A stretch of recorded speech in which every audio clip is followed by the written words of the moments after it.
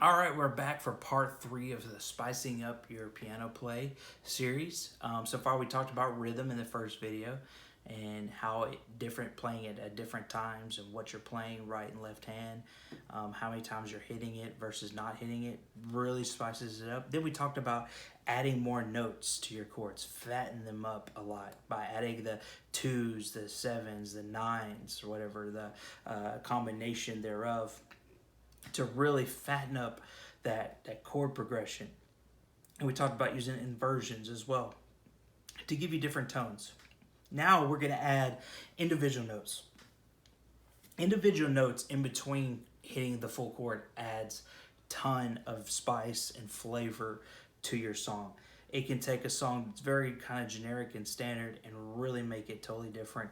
And a lot of some people that I've talked to about this, they get kind of intimidated when you're talking about notes because they don't know what note to hit and they're afraid they're going to hit a wrong note. And I'm going to share a few secrets that'll help you hit all the right notes more often, should I say. But I will tell you that some of it is by ear. You kind of have to hear the note or practice it beforehand. Make sure you know what notes, will work in certain situations, like finding out the melody of the song and playing all those notes.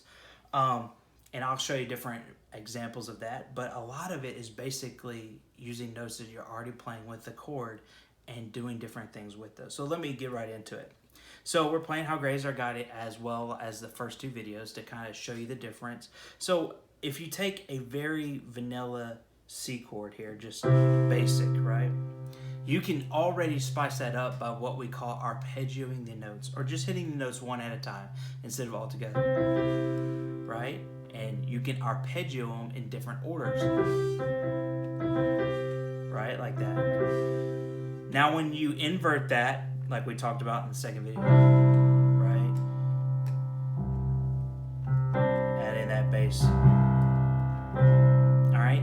And adding that, fatten that up by adding that 7 and the 2 to make it a major 9 chord, right? You got a lot more notes already to play with, and you can kind of arpeggio through it.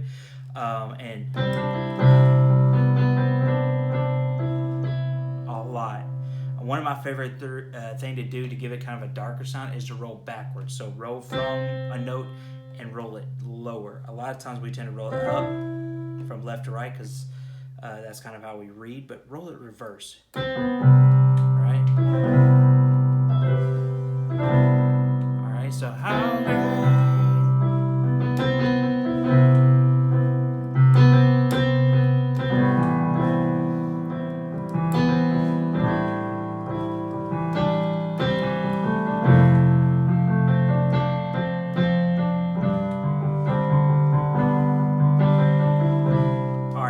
A lot of flavor, and mostly what I'm doing is just playing individual notes of the chord I'm already playing. Right?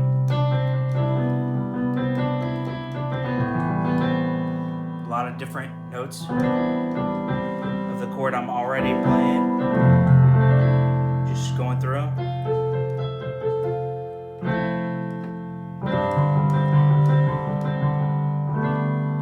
And you can kind of just play around with different.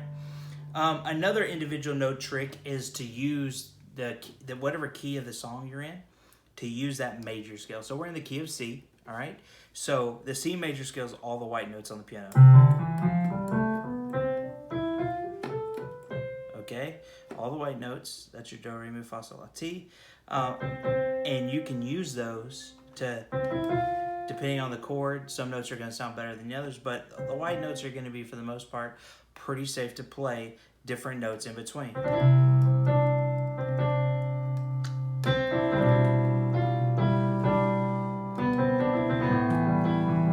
just playing some chords, right?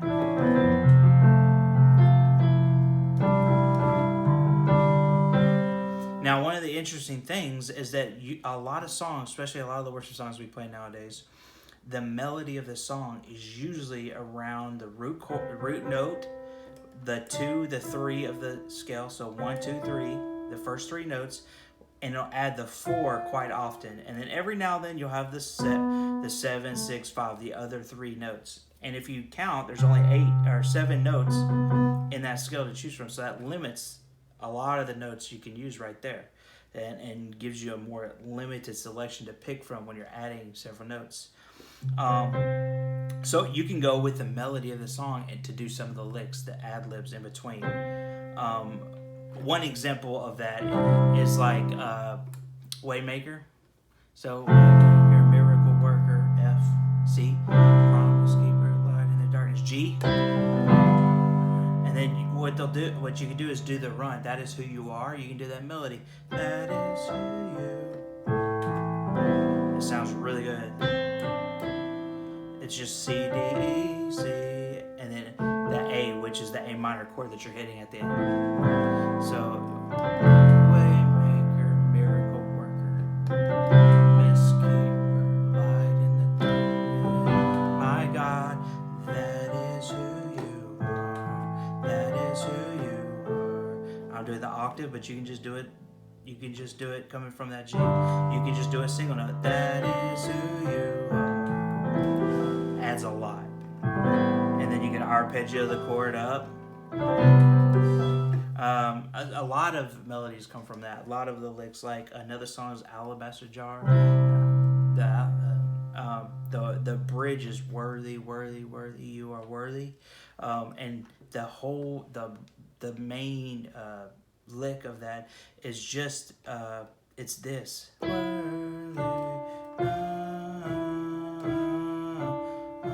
That's E, D, F, E, E, D, F, E, E, D, F, E. And then for the last chord, you just hit C. Right? And the chord progression is C, G over B, right? A minor 7, 9, whatever. And then F major 7. So you can play it so worthy.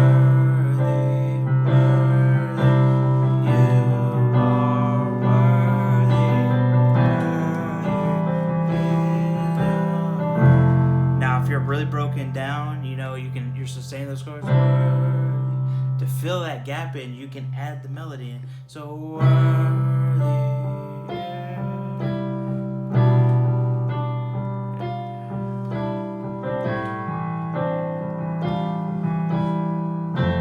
See how it really adds a lot to it, and you can even do it on your while it's more upbeat.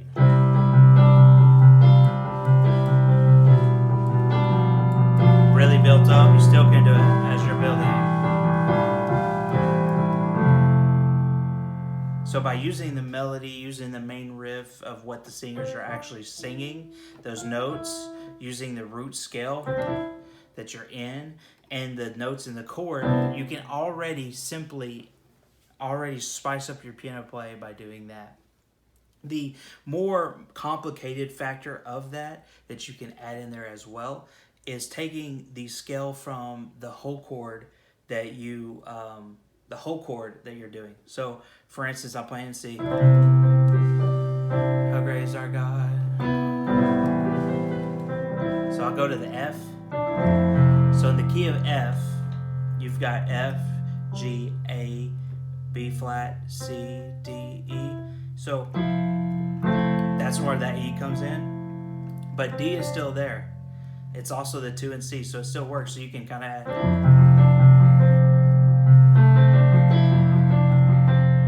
While you're playing the F. And in some cases, the B flat will work. Not necessarily in this song, but some cases it will. If you're playing, kind of gives you kind of a weird kind of bluesy feel when you're doing that. G is another one you can do that.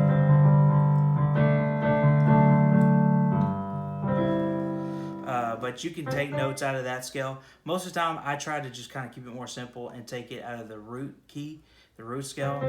I don't want to get too complicated yet and doing some of the other sophisticated scales like the blues scales, where you're... That's the blues scale of C.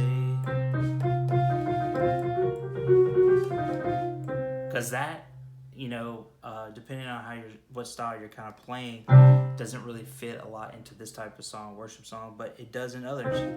So the other more sophisticated scales can work in certain situations. But right now, just kind of keep it simple. The major scale works. The notes in the chord you're playing